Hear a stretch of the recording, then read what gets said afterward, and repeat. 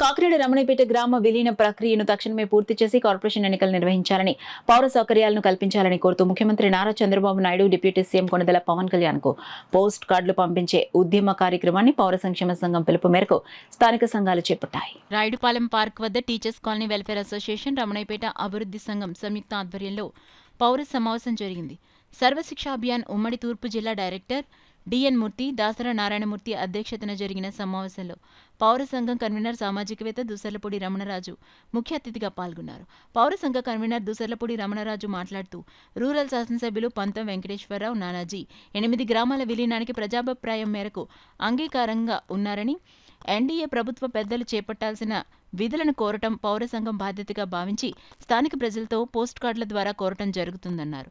డిఎన్ మూర్తి మాట్లాడుతూ కాకినాడ విస్తీర్ణం పెంచితే విలీన గ్రామాల ప్రగతి అనూహ్యంగా పెరుగుతుందన్నారు.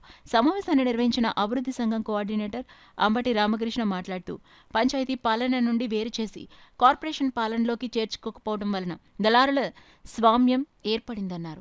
కార్పొరేషన్ ఎన్నికల ద్వారా ప్రజాస్వామ్య పాలన తీసుకురావాలన్నారు.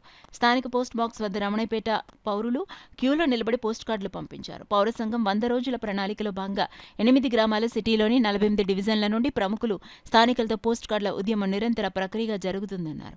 సమావేశంలో సంఘం ప్రధాన కార్యదర్శి కొత్తపల్లి నూకరాజు, ఇబ్రహీం యువరాజు, కసిలంక సూరిబాబు, పెద్దిరెడ్డి సరస్వతి, ఏంజల్, జాజిముగ్గల అప్పారావు పాల్గొన్నారు. ఎంతగానో అభివృద్ధి చెందింది, కానీ ఆ అభివృద్ధికి తగిన విధంగా ఇక్కడ ఉన్నటువంటి 20,000 మంది ప్రజానీకానికి అందించాల్సినటువంటి పౌర సౌకర్యాలు మృగ్యమైపోయాయి.